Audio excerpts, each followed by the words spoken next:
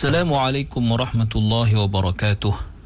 إن الحمد لله نحمده ونستعينه ونستهديه ونستغفره ونتوب إليه ونتوكل عليه ونعوذ بالله من شرور أنفسنا ومن سيئات أعمالنا. من يهد الله فهو المهتد ومن يضلل فلن تجد له وليا مرشدا. أشهد أن لا إله إلا الله وحده لا شريك له وأن سيدنا محمدا عبده ورسوله وصفيه من خلقه وحبيبه. بلغ الرسالة وأدى الأمانة ونصح الأمة وكشف الغمة وجاهد في الله حق جهاده حتى أتاه اليقين. اللهم صل على سيدنا محمد وعلى آله وصحبه وبارك وسلم. أما بعد. Muslimin muslimat, sahabat pendengar IKIM yang dirahmati Allah, marilah sama-sama kita bersyukur kehadrat Allah atas segala nikmat kurniaannya kepada kita, terutamanya nikmat iman dan Islam. Dan marilah sama-sama kita membuktikan kesyukuran kita kepada Allah dengan melaksanakan segala perintahnya dan menjauhi segala larangannya. Mudah-mudahan Allah Subhanahu wa taala sentiasa memberikan taufik dan hidayahnya kepada kita dan memberikan kita kecerahan minda, ketenangan hati dan jiwa dalam kita berusaha memahami ayat-ayat Allah Subhanahu wa taala. Muslimin muslimat yang dirahmati Allah, kita masih lagi membincangkan tentang ayat yang ke-88 daripada surah An-Nisa. Allah berfirman, A'udzu billahi minasyaitonir rajim. فما لكم في المنافقين فئتين والله أركسهم بما كسبوا أتريدون أن تهدوا من أضل الله ومن يضلل الله فلن تجد له سبيلا. Yang bermaksud, maka apakah yang menyebabkan kamu berpecah menjadi dua golongan terhadap kaum munafik itu, padahal Allah telah menjerumuskan mereka ke dalam kekufuran disebabkan apa yang telah mereka usahakan? Adakah kamu pula hendak memberi petunjuk kepada orang-orang yang telah disesatkan oleh Allah? Padahal sesiapa yang telah disesatkan oleh Allah, maka engkau tidak sekali-kali akan mendapat jalan untuk menyelamatkannya. Muslimin muslimat yang dirahmati Allah, semalam kita telah membincangkan tentang perselisihan dalam kalangan ulama tafsir tentang menyatakan sebabun nuzul atau sebab penurunan ayat ini, yang mana riwayat pertama menyatakan bahawa ia menyentuh tentang golongan munafik pada zaman, pada fasa Madinah, iaitu golongan munafik di Madinah yang cuba untuk lari daripada medan peperangan Uhud yang diketuai oleh Abdullah bin Ubay bin Salul, yang mana isu ini menyebabkan para sahabat berselisih pandangan tentang mereka. Ada yang mengatakan mereka ini sudah menjadi kafir, ada yang mengatakan tidak sebegitu. Manakala riwayat yang kedua menyatakan bahawa ayat ini adalah menyentuh tentang munafik pada zaman Makkah, iaitu adanya golongan di Makkah yang mana mereka memperlihatkan keislaman mereka, tetapi pada masa yang sama mereka bekerjasama dan tolong-menolong membantu golongan musyrikin. Maka para sahabat bila diketahui tentang keadaan mereka itu, para sahabat berselisih pandangan tentang golongan ini, sama ada hendak dibunuh ataupun tidak. Kemudian riwayat yang kedua ini didapati lebih hampir kepada kebenaran dan lebih hampir jika dirujuk kepada cerita dalam sejarah, kerana dalam sejarah tidak pernah ada sebarang bukti yang menyatakan bahawa adanya perintah untuk membunuh golongan munafik daripada Nabi SAW.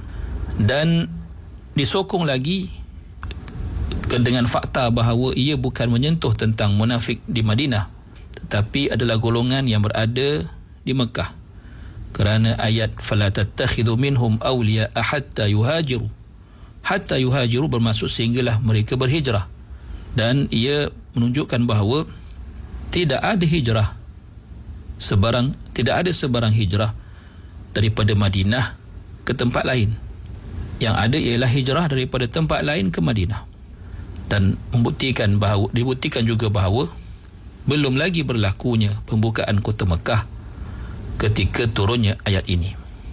Maka makna ayat ini dan maksudnya ialah sesungguhnya kamu wahai orang-orang beriman telah didedahkan kepada kamu mengenai hal ehwal golongan munafik yang telah menyingkap keburukan mereka dan menyingkap sikap dan perangai mereka dan sifat-sifat mereka yang membawa kepada tindakan berhati-hati tentang mereka dan akan membawa kepada sangka buruk terhadap mereka. Dan jika begitulah keadaan mereka, iaitu orang-orang munafik tersebut, maka apakah yang boleh mendorong kamu wahai orang-orang beriman sehingga kamu berselisih pandangan tentang keadaan mereka sehingga menjadi dua puak yang berbeza? Suatu kumpulan yang bersangka buruk dengan bersangka baik, suatu kumpulan yang bersangka baik dengan mereka dan membela mereka, sedangkan satu kumpulan yang lain sebaliknya, iaitu mempunyai suatu firasah, suatu gerakan hati yang benar, kerana apabila terlihat keburukan yang menguasai orang munafik tersebut, lalu kumpulan yang kedua ini berpaling daripada mereka dan menghina mereka, menganggap hina mereka dan bersikap berhati-hati dan awas dengan mereka dan menjatuhkan hukuman atau menghukum golongan munafik ini dengan hukuman dengan ketetapan yang diridai oleh Allah Subhanahu wa taala. Dan kamu wahai orang-orang beriman, setelah zahirnya kebenaran tersebut dan tersingkap keadaan sebenar orang-orang munafik itu, maka hendaklah kamu meninggalkan perselisihan sesama kamu tentang golongan munafik itu. Dan hendaklah kamu bersetuju bersama bahawa golongan munafik itu adalah kaum yang jauh daripada kebenaran dan keimanan. Dan kaum munafik itu ialah kaum yang tenggelam dalam kesesatan dan kebatilan. Dan ini dibuktikan Allah dengan firman-Nya, wallahu arkasahum bima kasabu, yang menunjukkan keadaan orang-orang munafik tersebut untuk menegaskan keingkaran mereka yang sebelum ini, iaitu Allah menyatakan, mengapa kamu berselisih pandangan wahai orang-orang beriman tentang keadaan orang munafik tersebut, sedangkan Allah Subhanahu wa taala telah membalikkan mereka kepada kekufuran setelah keimanan disebabkan kata-kata mereka yang mengandung dosa dan juga perbuatan mereka yang keji itu. Dan kalimat arkasa dalam ayat ini, arkasahum, membawa maksud dikembalikan sesuatu atau permulaan sesuatu kepada belakang atau arah belakangnya, dikembalikan kepada tempat asalnya, atau diterbalikkan sesuatu yang atas diterbalikkan menjadi ke bawah.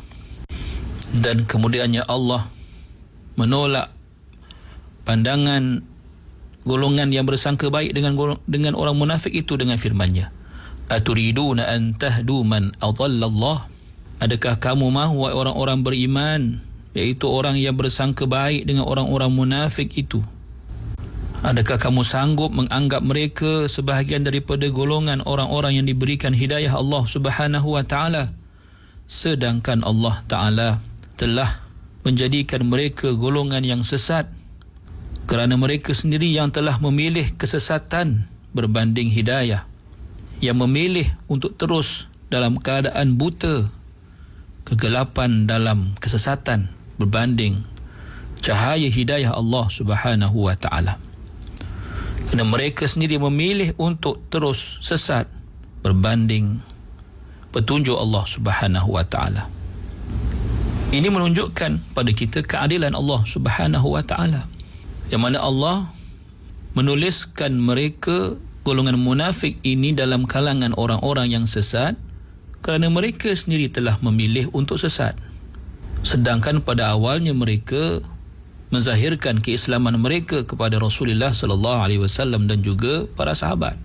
Maka bila mereka memilih untuk sesat, Allah menulis mereka, jadilah mereka orang-orang yang sesat.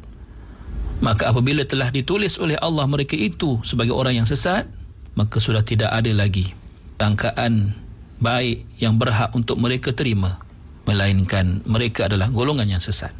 Dan Allah menjelaskan juga, wa may yudlilillah falan tajida lahu sabila.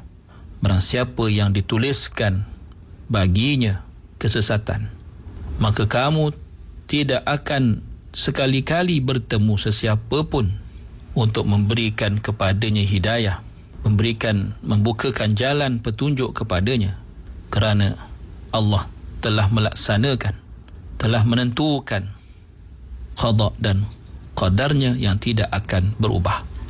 Muslimin muslimat yang dirahmati Allah, di antara pengajaran yang boleh kita ambil daripada ayat ini ialah sebagai umat Islam, kita seboleh-bolehnya hendaklah mengelakkan diri kita daripada berselisih pandangan tentang sesuatu yang tidak perlu untuk kita perselisihkan.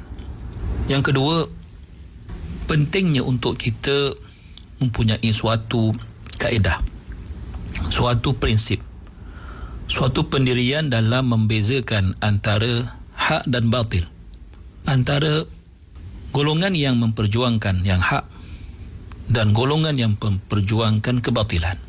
Yang ketiga, dalam menilai orang lain, tidak dapat kita nafikan bahawa terkadang-kadang kita tersilap atau tersalah dalam penilaian kita. Maka dalam hal itu hendaklah kita kembali kepada Allah Subhanahu wa taala, supaya Allah menunjukkan kepada kita yang benar sebagai benar, yang salah dan batil sebagai batil.